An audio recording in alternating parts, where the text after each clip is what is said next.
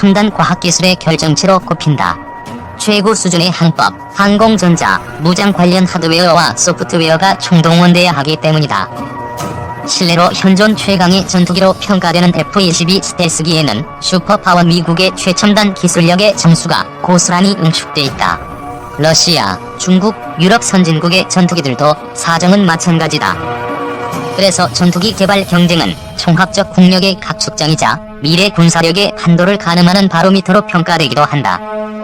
하지만 20만에서 30만 개의 초정밀 부품으로 이루어진 전투기를 제작하는 것은 웬만한 나라는 엄두를 낼 수 없는 도전이다. 최소 10년 이상 수조 내지는 수십조 원에 달하는 천문학적인 예산 투자를 비롯해 국가적 역량을 쏟아부어야 성공 확률을 높일 수 있다. 미국도 갖은 시행착오를 겪으며 20년 넘게 수백억 달러를 투입한 끝에 F-22를 개발할 수 있었다. 예산과 기술적 한계로 중도에 포기하거나 완성된 전투기가 기대에 못 미쳐 애물단지로 전락하는 사례도 적지 않다. 세계적 수준의 전투기 개발국이 손가락에 꼽힐 정도라는 현실이 높은 장벽을 실감케 한다. 우리나라가 그 장벽을 뛰어넘기 위한 도약대에 올랐다. 지난달 한국형 전투기의 시험용 전투기가 최종 조립을 시작한 것이다.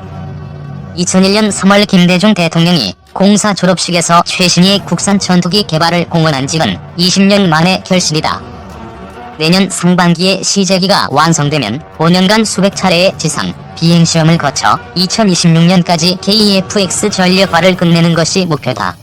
이후 120여 대가 순차적으로 양산돼 영공수호에 나서게 된다. 총 사업비는 개발비를 포함해 총 18조 6천억 원에 달한다. 무기 획득 사업으로는 한군 이래 최대 규모다. 전투기 그 이상의 첨단 기술 집합체. 이미 시제기가 비행에 성공했으며 다양한 시험 평가를 진행했다. 최근 미 공군 관계자의 발언이 큰 파문을 일으키고 있다.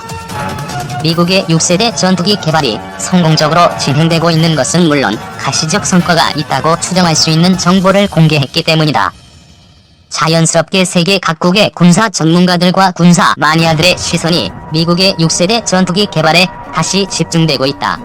글계동혁 전사연구가 세계 각국의 군사 전문가들과 군사 마니아들 사이에서 6세대 전투기는 유니콘으로 불린다. 소문은 무성하지만 아무도 그 실체를 본 사람이 없기 때문이다. 그럼에도 불구하고 6세대 전투기의 중요성과 필요성에 대해 의문을 갖거나 이의를 제기하는 사람은 아무도 없다. 더욱이 누가 6세대 전투기를 먼저 개발하고 실전 배치하느냐? 국가 간 군사-외교 관계는 물론 국제 정세의 중심축까지 뒤바뀔 수 있을 정도로 중요한 문제로 인식되고 있다. 하지만 문제는 미국을 제외한 대다수의 국가가 5세대 전투기 개발 및 실전 배치에 어려움을 겪고 있다는 사실이다. 대다수의 군사 전문가들과 군사 마니아들 사이에서 6세대 전투기의 등장이 아직은 시기상조로 받아들여지는 것도 이러한 배경 때문이다. 지난 9월 15일 공군협회가 주관하는 가상항공, 우주 및 사이버 컨퍼런스에서 윌로퍼 미 공군 차관보는 차세대 공중지배 프로젝트의 진행 상황에 대해 설명하면서 놀라운 사실을 공개했다. 이미 시제기가 완성된 것은 물론 수차례의 시험 평가를 성공적으로 완수했다는 것. 실제로 그는 Take the Red Pill Disruptive Agility for a Disruptive World라는 제목의 기조 연설을 통해 이미 시제기가 비행에 성공했으며 다양한 시험 평가를 진행했다고 언급했다. 참고로 윌로퍼 차관보는 미 공군 내에서 획득, 기술, 물류 업무를 총괄하고 있으며 상당히 높은 수준의 기밀 접근 권한이 있다. 대다수 군사 전문가들과 군사 마니아들 사이에서 NGAD 미 공군의 6세대 스텔스 전투기 개발로 인식되고 있는 만큼 그가 언급한 시제기는 미 공군의 차세대 전투기라는 주장까지 나오고 있다. 실제로 미국 내 주요 언론은 물론 외신들 역시 그의 발언을 인용하며 미국이 6세대 전투기 개발에서 가시적 성과를 거둔 것은 물론 독보적으로 앞서 나가고 있다고 보도하고 있다. 물론 미 공군의 NGAD는 미 공군은 물론 미국 정부 차원에서도 최고 기밀 사업 중 하나로 평가받고 있다.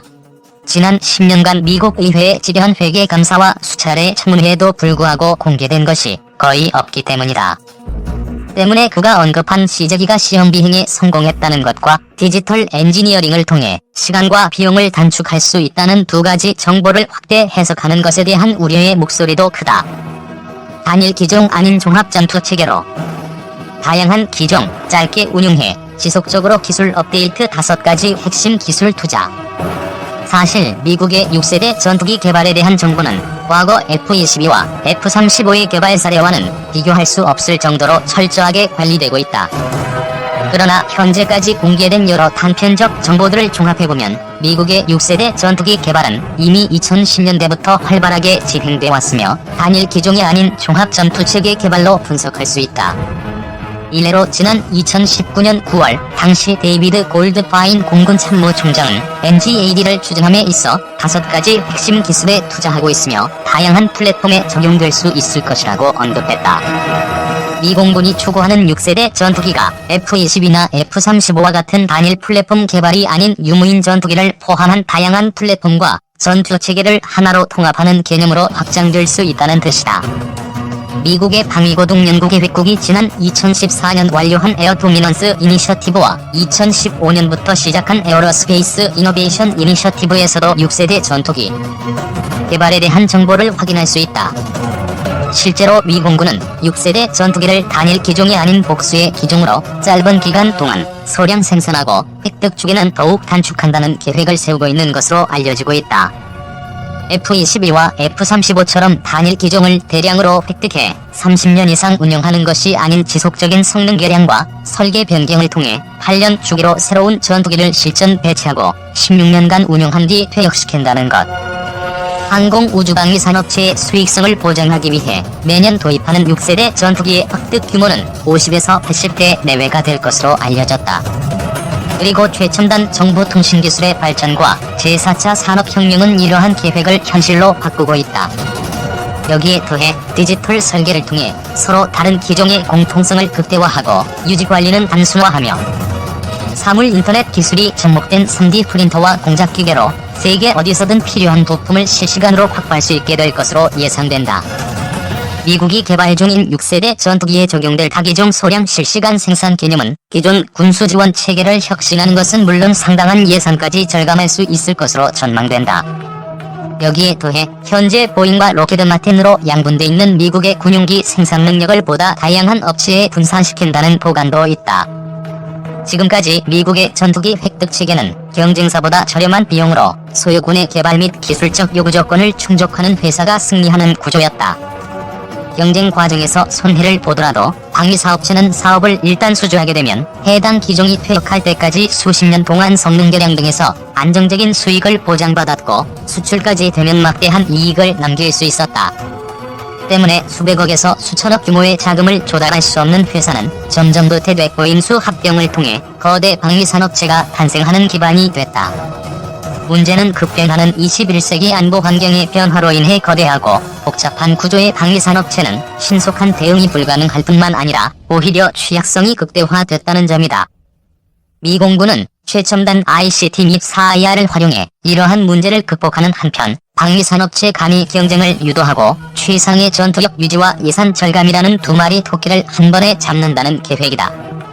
이를 위해 앞으로 기본 설계는 미 공군과 다프가 주도하고 제조사들은 목적에 따른 세부적인 설계만 담당하게 한다는 것.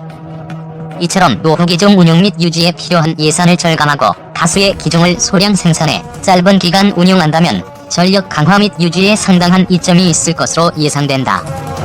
미국의 주요 기관들은 미 공군의 계획이 성공한다면 개발비는 25%, 생산비는 18% 정도 증가하지만 성능 개량비는 79%, 유지비는 50% 이상을 절감할 수 있을 것이라고 분석했다.